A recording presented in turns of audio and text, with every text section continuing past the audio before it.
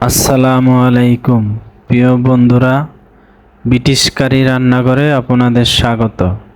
প্রিয় বন্ধুরা, আজকে দেখুন প্রন ফ্রাইড রাইস কিভাবে তৈরি করতে হয়।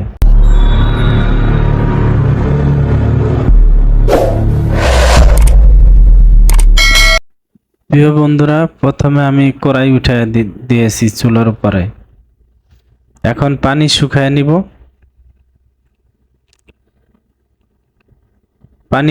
পানি এরকম চুলায় হিট দিয়ে এখন দিয়ে দেব সয়াবিন তেল। ভালো মানের সয়াবিন তেল দিয়ে দেব। প্রিয় বন্ধুরা, শুরু থেকে শেষ পর্যন্ত দেখুন, তাহলে আপনারা প্রন ফ্রাইড রাইস কীভাবে তৈরি করি খুব সহজে দেখতে পারবেন। এখন দিয়ে দেব কিমা। রসুন কিমা করে নিয়েছি।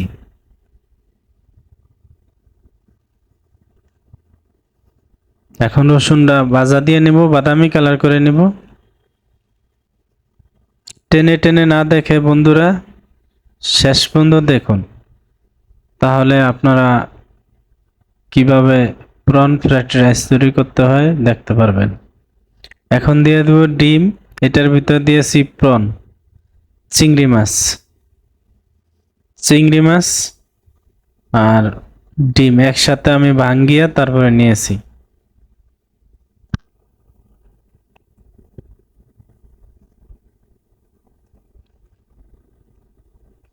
দেখুন এরকম সুন্দর করে ভাজিয়ে নিব।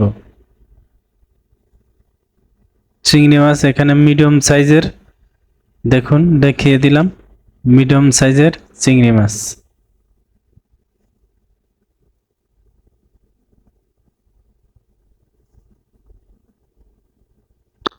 প্রিয় বন্ধুরা, খেয়াল করে ভিডিওটা দেখুন, মনোযোগ দিয়ে দেখুন।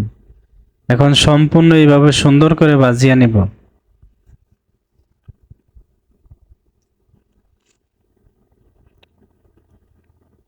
খেয়াল রাখবো ডিম যেন শক্ত না হয়ে যায়, এদিকে খেয়াল রাখবো।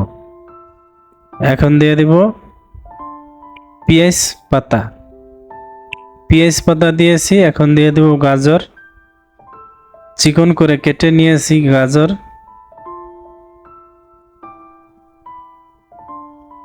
খেয়াল করে দেখুন।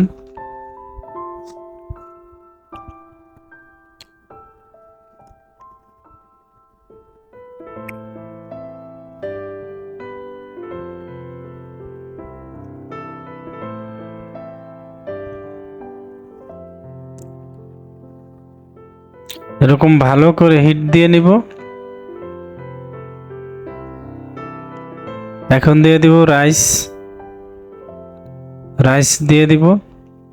আমি এখানে রাইস আগে সিদ্ধ করে নিয়েছি, এখানে পোলাও চাউলের রাইস দিয়েছি।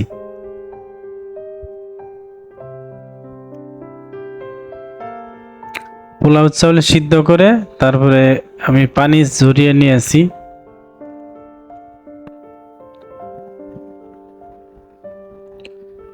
এরকম সুন্দর করে ভালো করে মিক্স করে তারপরে হিট দিয়ে নিব। দেখুন এখন মশলা দিব, খেয়াল করে দেখুন। এখন দিয়ে দেব পরিমাণ মতো লবণ, দিয়ে দেব সামান্য একটু চিনি। এখন দিয়ে দেব একটু সামান্য একটু টেস্টিং সল্ট। এখন দিয়ে দেব সাদা গোলমরিচ এলাচ পাউডার। এখন দিয়ে দেব সয়া সস, ম্যাগি সস। দিয়ে দেব চিলি সস, এটা ভালো মানের চিলি সস দিয়ে দেব।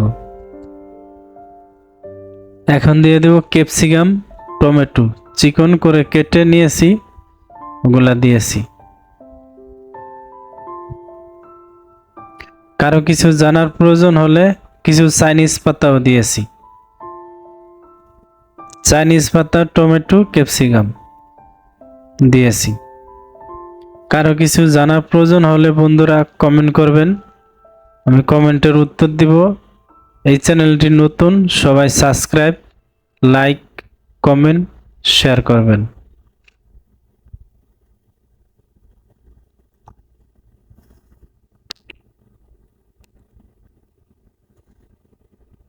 দেখুন বন্ধুরা, এরকম সুন্দর করে এরকম মিক্স করে নেব।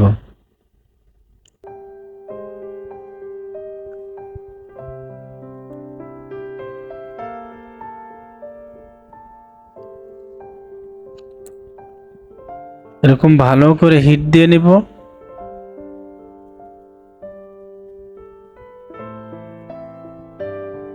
আমার প্রায় হয়ে গিয়েছে। এখন লবণ টেস্ট দেখে নেব ঠিক আছে কিনা।